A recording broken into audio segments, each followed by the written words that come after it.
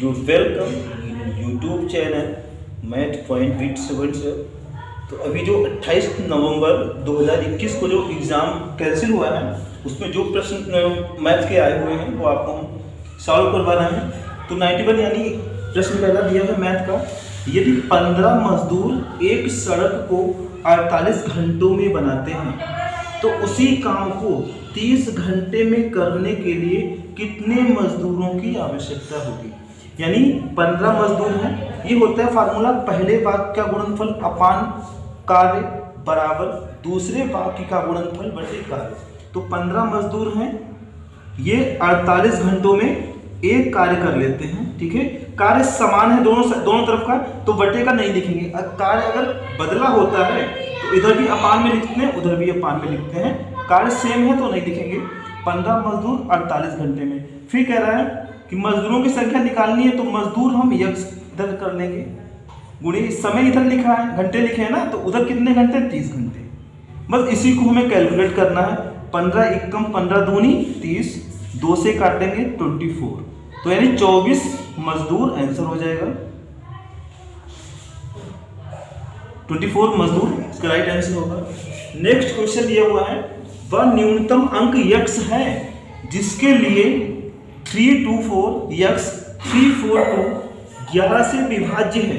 यानी यक्स की वैल्यू बतानी है कि अगर ये 11 से विभाज्य है तो यक्स की जगह पे क्या आएगा।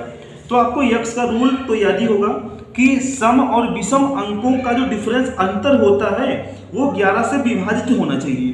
तो जोड़ लेंगे, एक एक अंक छोड़ छोड़ के हम जोड़ेंगे। 2 में 3 जोड़ो, 2 3 5, 5 4 9, 9 3 12, तो एक साइड का कितना हो गया 12 हो गया।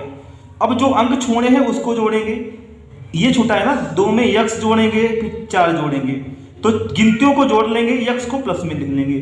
4 और 2 6 और प्लस यक्स, तो ये हो गया 6 प्लस यक्स बराबर लगा दिया। ठीक है, अब यक्स को रोकेंगे तो 12 में से 6 उधर जाके माइनस हो जाएगा, कितना आ जाएगा 6, यानी यक्स की वैल्यू कितनी होनी चाहिए 6 होनी चाहिए।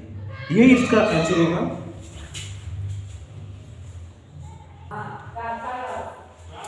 नेक्स्ट क्वेश्चन है, यदि 102.7 को P अपान Q के न्यूनतम रूप में व्यक्त किया जाए तो Q है, यानी Q की वैल्यू पता करनी है।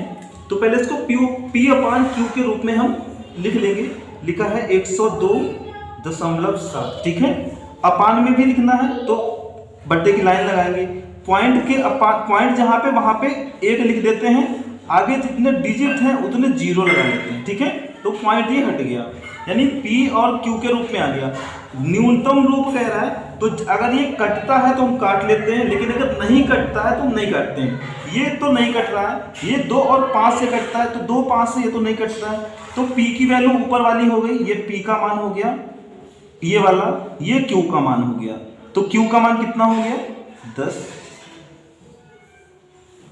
नेक्स्ट क्वेश्चन है, ₹600 साधारण ब्याज की दर से 4 वर्ष में ₹720 हो जाता है, यानी 600 रुपया 4 वर्ष में 720 हो जाता है। सिंपल इंटरेस्ट लग रहा है, दर 2% बढ़ा दी जाए तो धन कितना होगा। यानी 600 रुपए थे, वो 4 वर्ष में कितने बन गए 720 बन गए, यानी 4 वर्ष का ब्याज इसमें जुड़ गया। ठीक, और रेट नहीं पता है, दर नहीं पता है। इसमें कह रहा है कि अगर 2% बढ़ा दी जाए, अगर रेट 2% बढ़ेगी तो 1 साल में कितना ब्याज 2% बढ़ेगा, लेकिन 4 साल में कितनी परसेंट हो जाएगी 4 8% बढ़ जाएगा।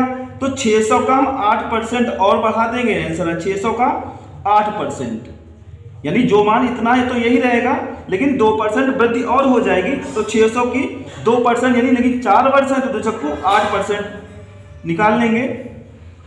2 जीरो 8 छंग 48 रुपए की इसमें वृद्धि और हो जाएगी, तो कितना हो जाएगा 768 रुपए धन हो जाएगा। 768 रुपए इसका आंसर होगा।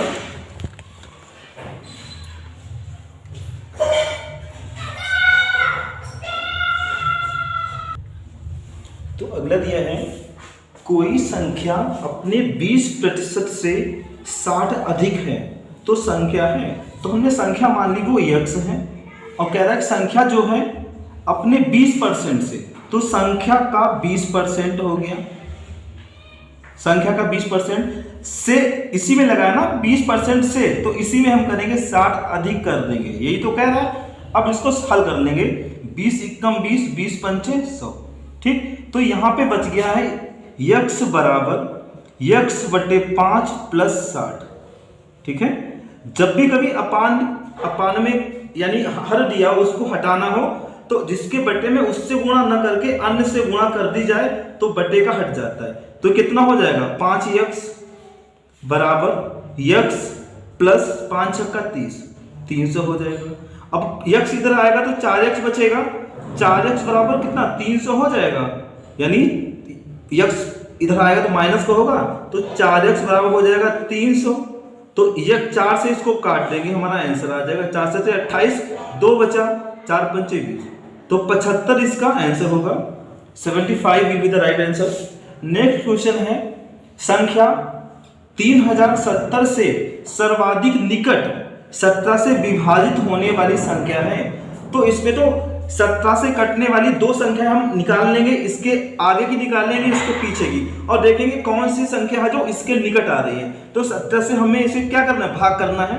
17 से हमें 3070 को डिवाइड करना है। 17 दूनी ज्यादा हो, 17 एकम 17, 17 अट्ठे 136, ठीक है, एक बचा, 0 उतार लिया, इधर 0 लग गया, ठीक है। अब यहाँ पे जो रिमाइंडर आता है शेषफल, वो अगर इसमें से घटा दें तो हमें पीछे की संख्या मिल जाएगी जो 17 से कट रही होगी। तो 3070 में से शेषफल को घटाएंगे तो हमें 3070 के पीछे की जो होगी संख्या 17 से कटने वाली वो आ जाएगी। तो 10 घटेगा 3060 बचेगा, यानी 3000 इधर लिख दें यहाँ पे 3060 ये संख्या, ठीक है। ये इसके पीछे की हो गई, ये हो गई, ठीक है। अब इसके आगे की हमें निकालनी है, फिर देखना है कौन से निकट है। आगे की निकालना हो उसके लिए क्या करते हैं, भाजक से इसको रिमाइंडर को घटा लेना है और इसमें जोड़ देना है। यही रूल लागू होता है सब में, आप बिल्कुल माइंड में फीड कर लो। शेषफल को हम घटा देते हैं, एक संख्या हमारी आ जाती है, ठीक। अब भाजक को शेषफल भाजक में शेषफल को घटा के इसमें जोड़ देते हैं, वो आगे की संख्या आ जाती है। तो 17 में से 10 जाएगा, 7 बचेगा, 7 इसमें जोड़ेंगे तो कितना आ जाएगा 3077 हो जाएगा। अब आप अपने आप ही सोच लो इसके निकट कौन सी संख्या है, सबसे निकट यही तो है। इसमें 7 का ही अंतर है, इसमें तो ज्यादा अंतर है, इसमें 10 का अंतर है, तो यही आंसर हो जाएगा, सबसे निकट 3077 होगी।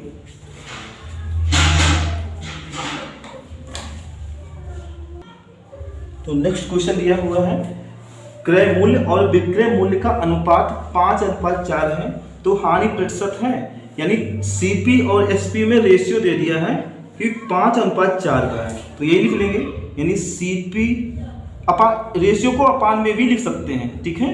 तो कॉस्ट सीपी यानी सीपी अपान एसपी, ये दिया है 5 और 4 दिया है, 5:4 ये दिया है। तो यानी कॉस्ट प्राइस हमारी ज़्यादा है, सेलिंग प्राइस कम है, तो उसमें लॉस ही होगा, हानि होगी। तो हानि परसेंट निकालना तो हो जाएगा प्रतिशत हानि बराबर, यानी 5 में खरीदी 4 में बेच दी तो कितने की हानि हुई, 1 की हानि हुई, 1 की हानि हुई। इसका फार्मूला होता है हानि अपान में क्रय मूल्य होता है, तो क्रय मूल्य कितना है 5 है, 5 लिखेंगे, और प्रतिशत बनाने के लिए मल्टीप्लाई में 100 कर लेते हैं। अब काट लेंगे, 5 से काटेंगे, 5 दूनी 10, तो इसको 20% की हानि हो रही है, इसमें 20% हानि, यही राइट आंसर होगा। अगला प्रश्न दिया हुआ है, यदि किसी घन का विकर्ण 8√3 सेमी है तो उसका पृष्ठीय क्षेत्रफल होगा। घन का विकर्ण दे रखा है और घन का विकर्ण होता है भुजा √3, तो समझो भुजा √3 की वैल्यू दी है, यानी भुजा √3 की वैल्यू दे दी है 8√3। अब भुजा की वैल्यू कितनी हो जाएगी, √3 से √3 कैंसिल हो गया, भुजा की वैल्यू 8 हो गई, यानी भुजा पता चल गई। अब जो पूछा जा रहा है वो निकालेंगे पृष्ठीय क्षेत्रफल।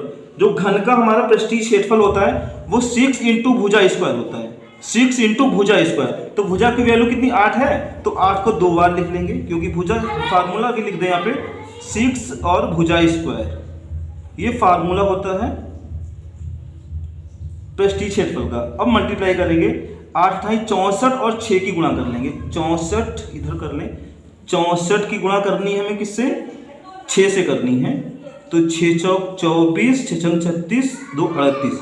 तो इसका आएगा 384 वर्ग सेमी।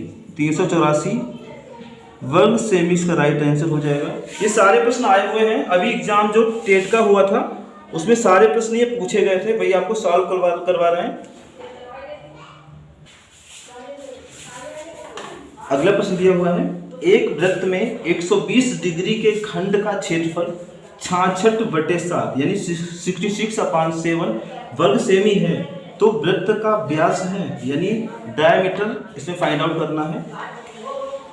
ये यानी एंगल पे पूछा जा रहा है खंड, तो ये समझो त्रिज्य खंड का क्षेत्रफल दे दिया है। तो त्रिज्य खंड का क्षेत्रफल जो होता है यहाँ पे लिखे, त्रिज्य खंड का क्षेत्रफल होता है θ/360 πr²। त्रिज्य खंड का क्षेत्रफल ये होता है, तो इसकी ही वैल्यू दे दी। कभी कभी इसका मान पूछा जाता है, तो अब बस ये फार्मूला, त्रिज्य खंड का क्षेत्रफल पूछा जाए तो यही फार्मूला लगा के आप सॉल्व कर लेंगे, आपका आ जाएगा। लेकिन इसमें क्या है, इसमें डायमीटर पूछा जा रहा है, त्रिज्य खंड का क्षेत्रफल तो दे दिया है, तो इसकी वैल्यू दे दी है 66/7। अब वैल्यू पुट करेंगे, थीटा की वैल्यू कितनी है? 120 तो है, 120/360 इंटू पाई की वैल्यू डाल देंगे 22/7 और आर की वैल्यू नहीं पता है, तो बराबर हो जाएगा 66/7। चाहे तो आप उधर ले जाके काटते हैं, वो आप पे डिपेंड करता है, चाहे आप ऐसे ही काट सकते हैं। अगर मल्टीप्लाई में है तो ऊपर ऊपर काटा जा सकता है, इस तरह से भी काटा जा सकता है और इस प्रकार भी काटा जा सकता है। तो 0 से 0 कट गया, 12 तियां 36, ठीक है, और 7 से 7 कट गया, 22 एकम 22, 22 तियां 66। अब नहीं कट रहा है तो क्रॉस मल्टीप्लाई कर लेंगे, तो इधर तो r² ही है, तो r² बराबर कितना? 3 तियां 9 हो गया, यानी r² बराबर कितना हो गया? 9 हो गया। तो r बराबर रूट लग जाएगा, घात हटती है तो उधर रूट लग जाता है, तो √9 स्क्वायर रूट कितना 9 का हो जाएगा? 3 ही तो होगा। तो त्रिज्या तो हमारी रेडियस 3 हो गई, 3 सेमी। तो डायमीटर यानी व्यास कितना हो जाएगा? त्रिज्या का 2 गुना होता है, तो 3 दूनी 6 सेमी। तो इसका व्यास जो है 6 सेंटीमीटर ये हो जाएगा। अगला दिया है, यदि वर्ग का विकर्ण दुगुना कर दिया जाए तो क्षेत्रफल होगा। तो चाहे आप याद कर लो इससे कि यदि मतलब अगर वर्ग का विकर्ण दुगुना किया जा रहा है तो क्षेत्रफल चौगुना हो जाता है। चाहे आप समझने के लिए समझ भी लें कैसे हो जाता है। मान लिया कि हमारी विकर्ण कितना है, मान लिया विकर्ण हमारा, विकर्ण बराबर भुजा यानी a√2 है, ठीक है, यानी भुजा √2 होता है विकर्ण, भुजा √2 ये होता है विकर्ण। तो भुजा इसमें कितनी a है, जब हमारा ये विकर्ण है पहले तो हमारा क्षेत्रफल कितना होगा? भुजा हमारी यहाँ पे a ही तो है, क्योंकि फार्मूला भुजा √2 होता है, तो क्षेत्रफल हमारा a² हो गया, ठीक है, भुजा a है। अब कह रहा विकर्ण को कितना कर दे? नया विकर्ण, नया विकर्ण क्या होगा? नया विकर्ण दुगुना कर दें, तो इसका दुगुना करेंगे तो 2a हो जाएगा, 2a√2 हो जाएगा। अब जो नई भुजा है वो 2a है, तो नया जो क्षेत्रफल होगा, नया क्षेत्रफल वो कितना हो जाएगा? नया क्षेत्रफल भुजा 2a है, इसका स्क्वायर कितना होगा? 2 दूनी 4a², 4a² हो गया। तो इसमें यही पूछ रहा है कितने गुना हो जाएगा। पहले एक a² था, अब 4 गुना हो गया, 4a²। तो आप चाहे इसको इस तरह से ये भी सीख लो कि पता नहीं इसमें कहाँ पे चेंज कर दे, कुछ कहा नहीं जा सकता, लेकिन हाँ, तो वर्ग का विकर्ण अगर दुगुना किया जाए तो हमारा जो क्षेत्रफल होता है वो चौगुना हो जाता है, 4 गुना हो जाता है। तो यही आंसर है। तो अगला प्रश्न दिया हुआ है कि विनय एक घड़ी ₹75 में बेचता है, जिससे उसे लागत के बराबर प्रतिशत लाभ होता है। घड़ी का लागत मूल्य बताओ। ये यानी इसमें कह रहा है कि ये तो विक्रय मूल्य हो गया, सेलिंग प्राइस ₹75 है, सेलिंग 75 में बेचता है, उसे लागत के बराबर प्रतिशत लाभ, यानी लागत जितनी है उतना ही परसेंट लाभ, उतना ही लाभ प्रतिशत है। तो घड़ी की लागत, अगर इसको आप इक्वेशन बनाएंगे, मान के लगाएंगे तो क्वाड्रेटिक इक्वेशन बनेगी, बहुत टाइम लगेगा। तो इसको बाय ऑप्शन आप करने बहुत ईजी रहेगा और जल्दी ही लग जाएगा। तो इसके ऑप्शन में दे रखे हैं 75 अगर विक्रय मूल्य है तो कॉस्ट लाभ भी हो रहा है, तो कॉस्ट प्राइस तो इससे कम ही होगी। तो ऑप्शन इससे कम वाले कौन कौन से हैं? एक तो 50 है ऑप्शन और एक 60 है, ठीक है। तो एक कोई चेक कर रहे हैं, मान लो हम मान रहे हैं कि 75 हमारा आंसर है, घड़ी की कीमत 50 मान रहे हैं, वो विक्रय मूल्य 75 है, मान लो ऑप्शन दिया है 50, तो 50 घड़ी की रेट हम मान रहे हैं 50, ठीक है, 50 है। तो अपने आप में ये 100% तो है, कोई भी वैल्यू अपने आप में 100% होती है। और ये कह रहा है कि जो क्रय मूल्य है उतने परसेंट ही लाभ हो रहा है। तो इस पर जब ये 50% लाभ लेगा तो विक्रय मूल्य कितने परसेंट हो जाएगा? 100 तो ये खुद में है, 50 लाभ लेगा 150% हो जाएगा।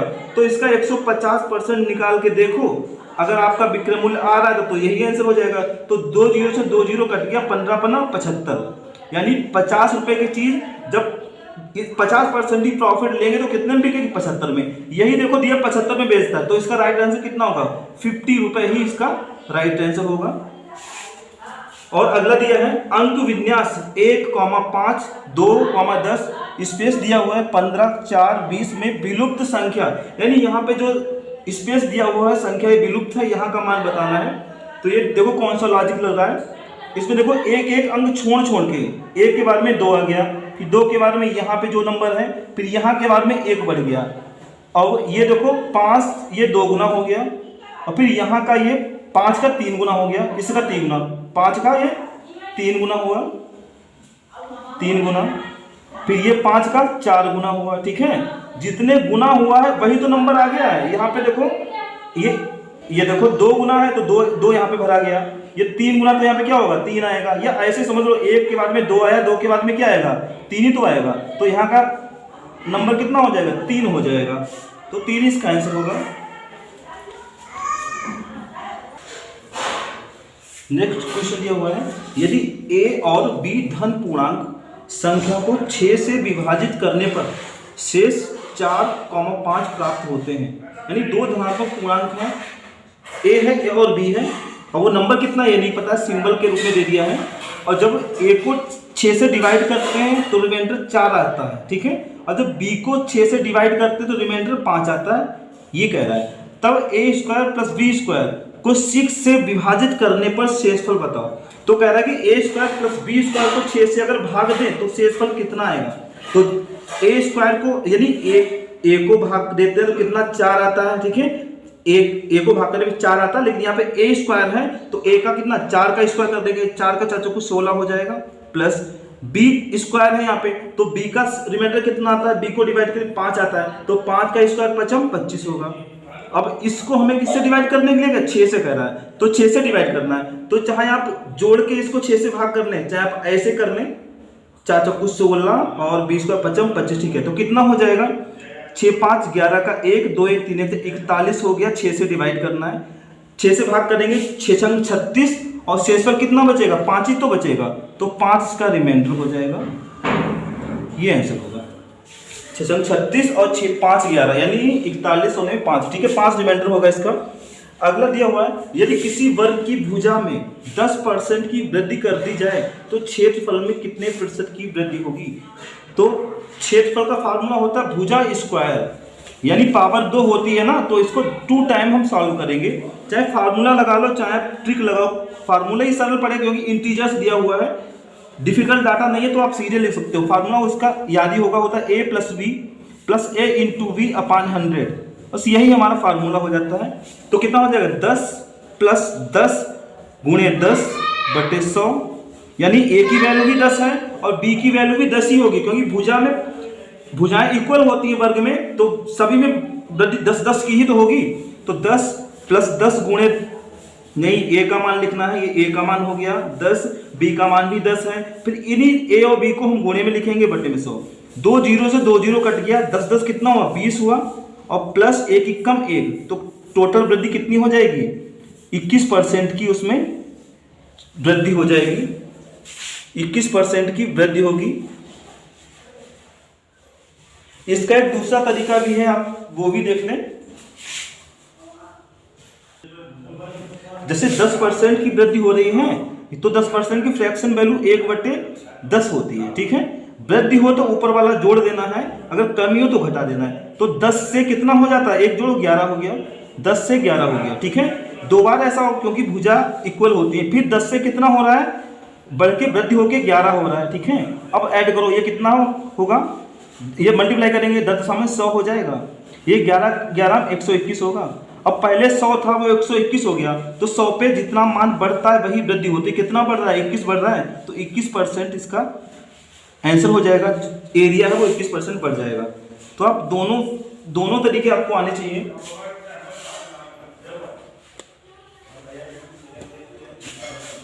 इक्कीस % इसका राइट आंसर होगा।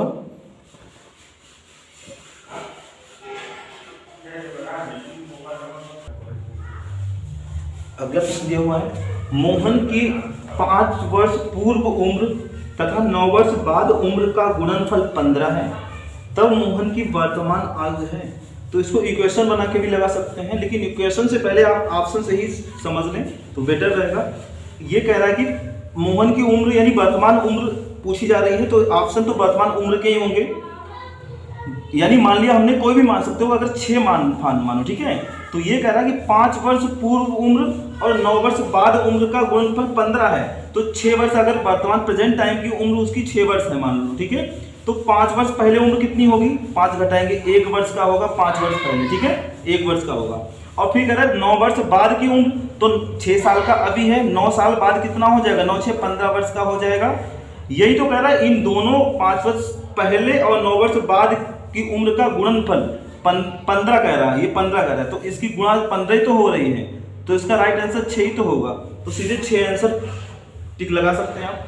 अगला दिया है 0.00032 पे पावर लगी हुई 0.6 समान है। तो सबसे पहले इसका पॉइंट हटा लेंगे, पॉइंट के अपान में 1, जितने डिजिट हैं उतने 0 बढ़ाएंगे, 1 2 3 4 5, ठीक है। तो पॉइंट हट गया, और गिनतियों के पहले 0 उनकी कोई वैल्यू नहीं होती है, यानी 32 अपान इकाई दहाई सैकड़ा हज़ार 1 लाख के ऊपर पावर लगी हुई 0.6। जब 32 और हम इसके टुकड़े करेंगे तो इसको हम लिख सकते हैं 2/10 की घात 5, ठीक है, क्योंकि इसको 2 से काटेंगे तो 5 आएगा, और इसको 10 से काटेंगे तो 5 बार 10 आएंगे, तो इसकी पावर 5 हो गई। इस पर भी दूसरी पावर लगी हुई जो 0.6 लगी हुई है। इतना तो समझ में आ रहा होगा आपको। तो ये फिर हम लिखेंगे 2/10, ठीक है, और जब डबल का पावर होती है तो उसकी मल्टीप्लाई हो जाती है, तो 0.6 और 5 की गुणा करेंगे, 5 छक्का 30 होगा गुणा, लेकिन एक गिनती के पहले, एक अंक के पहले दशमलव है, तो इसके बाद दशमलव लगाएंगे तो 3 आ जाएगा। दशमलव के बाद में 0 की कोई महत्व नहीं होता, तो 3 आ जाएगा। तो इसको 3 बार लिख लेंगे, हल कर लेंगे, यानी 2 की 3 बार गुणा कितनी होगी, 8 होगी, 10 की 3 बार गुणा 1000 होगी।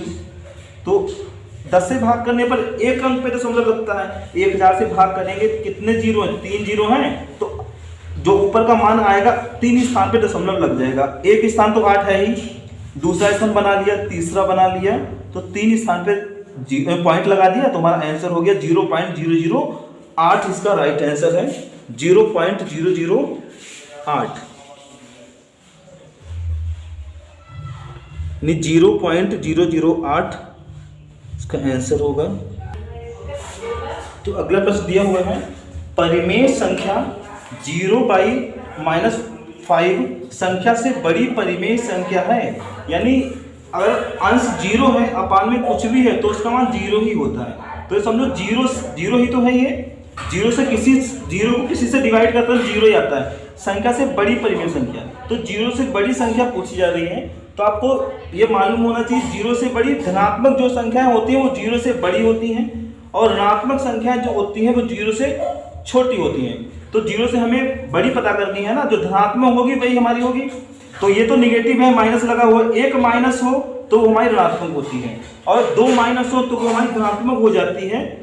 दूसरे ये धनात्मक है, तो यही आंसर होगा, क्योंकि ये माइनस ऊपर भी है नीचे भी, माइनस माइनस कट जाएगा, धनात्मक बन जाएगी। तो 3/8 जो होगी वो 0 से बड़ी होगी, तो दूसरा ऑप्शन इसका राइट होगा। अगला क्वेश्चन दिया हुआ है, दो संख्याओं के महत्तम समावर्त और लघुत्तम समावर्त का गुणनफल 336 है और उनके बीच का अंतर 10 है, तो वे संख्याएं होंगी। जो मासा और लासा का गुणनफल दे दिया है और जो संख्या है उनका डिफरेंस दे दिया 10 है, तो संख्याएं पूछी जा रही हैं। अच्छा, जो मासा लासा का गुणनफल होता है तो संख्याओं का भी वही गुणनफल होता है। फार्मूला होता है संख्याओं का गुणनफल बराबर मासा और लासा का गुणनफल, यानी संख्याओं का गुणनफल मासा लासा गुणनफल इक्वल होता है। तो बाई ऑप्शन आपको बहुत जल्दी हो जाएगा। यह कह रहा है कि संख्याओं के बीच में अंतर कितना 10 है, तो संख्याओं के बीच में अंतर 10 देखो, इसमें भी है, इसमें भी है। पहले एक को ही चेक कर लेते, मान लो ये ठीक है, अंतर तो 10 है, लेकिन कह रहा है गुणनफल 336, क्या इनकी गुणा 336 हो रही है? नहीं हो रही, तो ये तो नहीं हो सकता।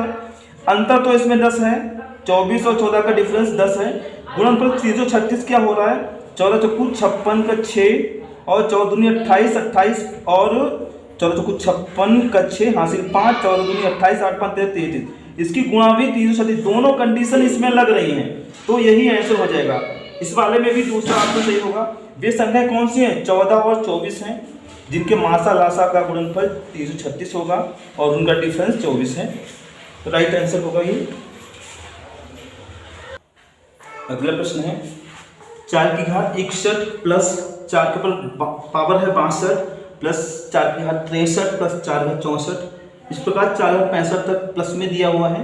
ये कह रहा है किस संख्या से विभाजित होगा, तो इसको ऑप्शन भी लिख दिए हैं, क्योंकि इसके आंसर, इस टाइप के सवालों के आंसर कई एक होते हैं, लेकिन हमारा ऑप्शन के हिसाब से जो हमें आएगा वही हम टिक करेंगे, इसीलिए ऑप्शन सामने रखे हैं। तो इसमें हम कॉमन ले लेंगे, यानी कितनी कितनी पावर हमें कॉमन मिल रही है? 4 की घात 61 सब में से कॉमन मिल रही है, ठीक है। तो 4 की घात 61 हमने कॉमन ले लिया, क्या बचेगा? पूरा पूरा कॉमन मतलब होता है भाग करना, जब पूरा पूरा इसमें भाग जाएगा एक कम हिट हो जाएगा। अब 4 की घात 62 में से 61 कॉमन जाएगा, यानी 61 घात निकल जाएगी, 4 की घात 1 ही तो बचेगी, क्योंकि 62 में से 61 गया, 1 बचा, तो 4 की घात 1 घात लिखी नहीं जाती है, ठीक है, तो 4 हो गया। अब यहाँ पे 63 में से 61 जाएगा तो 2 बचेगा, तो 4 की घात 2 का मतलब 4 चौकू 16 हो गया। ऐसे यहाँ पे 3 बचेगा, पावर 4 की 3 बचेगी, तो 4 की 3 बार की गुणा करेंगे, 4 चौकू 16 चौकू 64 हो जाएगा। अगला 65 में से 61 कॉमन जाएगा, 61 यानी 4 घात 61 जाएगा, तो कितनी घात? 4 बचेगी, तो 4 बार गुणा, यानी 4 की घात 4 बचेगा, तो 4 की घात 4 का मान 4 को 4 बार गुणा कर लेंगे, 4 चौकू 16 के 6 हो जाएगा, 10 24 1 25, ये आएगा, ये तो कॉमन हो गया। अब 4 की घात 61 हमने उतार लिया, और ये ब्रैकेट होता है तो इसको हम गुणे में भी लिख सकते हैं। अब इनको ऐड कर लेंगे, 4 1 5, 5 6 11, 11 और 4 हो गया 15, 15 और 6 21 का 1 हासिल 2, 2 1 3, 3 6 9, 9 5 14 के 4 हासिल 1, 1 2 3, तो 300 इधर 461 आया गुणे 341, तो ये नंबर पूरा है। ये देखो क्या किसी से कट रहा है? 3 4 7 1 8, 3 से तो नहीं कटेगा, 11 से देखो काट के, 11 3 33, 1 बचेगा, आगे हो गया 11, 11 1 कम 11, तो ये 11 से कट रहा है, तो किससे विभाजित होगा? 11 से, तो 11 इसका राइट आंसर हो जाएगा। ऐसे अगला दिया हुआ है 3:57 PM, यानी 12 के बाद का टाइम है PM, पेरी मीडियन दिया है, से 5 घंटे 18 मिनट पहले का टाइम पूछ रहा है। जब 5 घंटे पहले जाएंगे और ये 12 के बाद में 3 घंटे 57 मिनट ही तो हैं, तो 5 घंटे बैक जाएंगे तो PM से क्या आएगा उत्तर? AM में आएगा, ये तो क्लियर AM आएगा, तो इसमें से हम इतना घटा देंगे, ठीक है। अब जब ये 3 है, देखो जब भी आपको ये घटाना पड़े, इससे बैक जाना है ना, और ये संख्या छोटी पड़े तो इसमें हम 12 ऐड कर लेंगे, क्योंकि 12 के बाद का टाइम है ना, 12 के बाद में फिर 1 2 3 चालू हो गया, तो 12 इसमें जोड़ लेंगे, क्योंकि इसमें से 5 घंटे नहीं घट सकता, तो 12 दिन कितना होगा? 15:57 होगा। अब इसमें से ये वाला टाइम घटा देंगे, क्योंकि इतने समय पहले का टाइम पूछा है, 5 घंटे और हमें 58 मिनट घटाना है, ये घटाना है, ठीक है। अब यहाँ 57 में से 58 तो घट नहीं पाएगा, तो 1 घंटा इधर लेंगे, 1 घंटे में 60 मिनट होते हैं, तो 60 मिनट और 57 मिनट कितने हो जाएंगे? 117 मिनट हो जाएंगे, 117 मिनट हो जाएंगे इधर, क्योंकि एक घंटा इधर 2.5 घंटे से, तो 1 घंटे में 60 मिनट, 60 इसमें जोड़ दिया, 117 में से 58 घटा लेना है, 17 में से 8 गया 9 बचा, 17 में से 8 गया 9 बचा, यहाँ बचा 10 में 5 गया 5, तो इधर 59 बचेगा और इधर कितना बचेगा? 9 बचेगा, यानी 9 भोजन का टोटल बताना है खर्च। ये परसेंटेज दी हुई है यहाँ पे, 48% खर्च दिए हैं, 48% भोजन पे, 13%, ये जो मान इसमें निकालना वही हमने लिखे हैं, ठीक है। ईंधन पे 10% लिखा है और भोजन पे 48% है, तो टोटल कितना हो गया? 48 और 10 58%, यानी इसका 58% निकाल देना है बस, और क्या है। तो 35,000 का कितने परसेंट? 58%, ये निकालना है। 2 जीरो से 2 जीरो कट गया, अब हम गुणा कर लेंगे, 350 और 58 की गुणा करनी है, इधर साइड में कर लें, 350 और 58,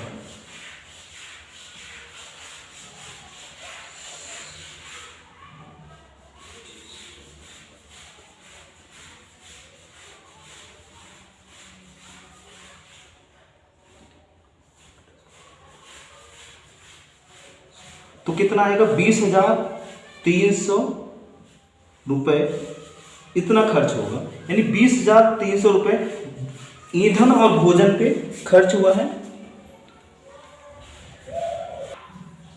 अगला प्रश्न दिया हुआ है कि न्यून कोण के पूरक व संपूरक कोण का अंतर, मान लिया न्यून कोण हमने x मान लिया, ठीक है। और पूरक जो होता है उसको 90 में से घटाते हैं, संपूरक होता है उसको 180 में से घटाते हैं, तो 90 माइनस x हो जाएगा, ये पूरक हो गया, ठीक है। और संपूरक कितना होगा 180, 180 में से घटाएंगे माइनस x। इनका जो डिफरेंस है अंतर निकालना है, ठीक है। तो अंतर निकालेंगे तो यहाँ पे डिफरेंस निकालना है, ये तो पता नहीं ये वाला बड़ा है कि ये वाला बड़ा है, ये तो नहीं पता है, तो यहाँ पे एप्रॉक्स का निशान लगाएंगे, ठीक है। अब घटा लेंगे, 90 है, यहाँ पे देखो 90 होगा, ठीक है। और इसको पहले लिख लेंगे हम, यानी इसको पहले लिख लेंगे 180 माइनस x। अब ये माइनस में करेंगे माइनस 90, और माइनस की वजह से आगे का चिन्ह बदल, या आप ऐसे समझो, यानी कोण हमारा न्यून कोण x हो गया, न्यून कोण मतलब 90 से कम x मान लिया, ठीक है। संपूरक कोण कितना होगा 180 माइनस x होगा, अब पूरक होगा 90 माइनस x, ठीक है। अब घटाएंगे, ठीक है। ये इसलिए माइनस लगा दिया कि बड़े में से छोटे को ही हमें घटाना है, जो आएगा हमको उसमें माइनस नहीं लगाएंगे, इसीलिए अप्रॉक्स लगवा रहे थे। तो आप ऐसे लिख लो, कोई दिक्कत नहीं आएगी। अब घटाना तो माइनस की वजह से आगे का चिन्ह क्या होता है बदल जाता है, तो ये कितना हो जाएगा प्लस हो जाएगा, क्योंकि अंतर निकालना है। इसमें से हमें 90 माइनस x घटाना था, माइनस की वजह से आगे चिन्ह बदल गया, x से x कट गया, 180 में से 90 जाएगा, 90 ही तो बचेगा, तो बस ये हमारा अंतर हो जाएगा 90 डिग्री का। अगला प्रश्न है, कितने समय में 16.3% ब्याज की दर से साधारण ब्याज मूलधन का 5/6 होगा। यानी जब भी लिखा हो साधारण ब्याज मूलधन का, तो ऊपर वाला ये साधारण ब्याज हो जाता है और नीचे वाला ये मूलधन, यानी ये SI ये प्रिंसिपल, ठीक है, होता है। और ये 16.3% ये दर दी है, तो इसको हम फ्रैक्शन बना लेंगे, यानी फ्रैक्शन में चेंज कर कन्वर्जन कर लेंगे, फ्रैक्शन में चेंज कर लेंगे। 16 तो 50/3 हुआ, तो 50/3% हटेगा तो बटे में 100 लगेगा, 50 दूनी 100, 1/6 हो जाएगा। यानी 16 सही 2/3% को हम कितना लिख सकते हैं 1/6 लिख सकते हैं।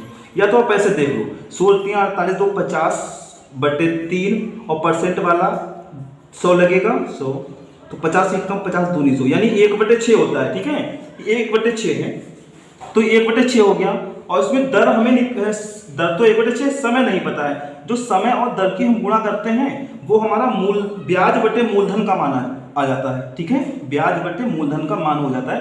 तो दर कितनी है हमारी, दर है 1/6, दर लिख ली 1/6 गुणे समय कितना है t पता नहीं। समय और दर की जो गुणा करते हैं वो हमारा क्या होता है, ऊपर वाला मान होता है ब्याज बटे वाला मूलधन। जो मान ये दिया है तो यही लिख लेंगे। ब्याज कितना है 5 है और प्रिंसिपल कितना 6 है, तो 6 से 6 कट गया, t का वैल्यू कितना आ गया, t समय 5 वर्ष हो गया, तो 5 वर्ष इसका राइट आंसर होगा। चाहे आप इसको फार्मूले से लगाएं तब भी लग जाएगा। समय बराबर होता है ब्याज गुणे 100 बटे मूलधन गुणे दर, तब भी आप लग जाएगा। रुपये प्रति दर्जन की दर से केले खरीद कर 12 रुपए के 10 केले की दर से बेचने पर लाभ प्रतिशत होगा। तो एक तरफ हम संख्या लिख लेंगे, एक तरफ हम दाम लिख लेंगे। इस तरह के सवालों को ऐसे ही लगाने में आसान रहता है। कितनी संख्या है, एक दर्जन मतलब 12 तो है, एक दर्जन का मतलब 12, यानी 12 उसने खरीदे कितने रुपए के, 10 रुपए के, ठीक है। और फिर पहले CP लिखा जाएगा, यानी जितने में खरीदे वो लिखा जाएगा, फिर सेलिंग प्राइस जितने में बेचा है, और 12 रुपए के तो रुपए इधर लिखे जाएंगे, 12 रुपए के 10 केले संख्या इधर लिखी जाएगी, क्रॉस ये गुणा करेंगे, 12 12 144 होगा, माइनस फिर ये गुणा करेंगे, 10 होगा। और ये बाद वाली गुणा है, यही अपान में लिखी जाती है, अपान में 100। और प्रतिशत बनाने के लिए गुणे में 100 करेंगे, 100 से तो कट गया। अगर ये धनात्मक बचता है तो हमारा लाभ होता है, ऋणात्मक बचता है तो हानि होती है। लेकिन इसमें तो डेफिनेटली लाभ दे रखा है तो लाभ ही होगा। तो 144 में 100 जाएगा, 44% प्रॉफिट हो जाएगा, 44% ये राइट आंसर होगा।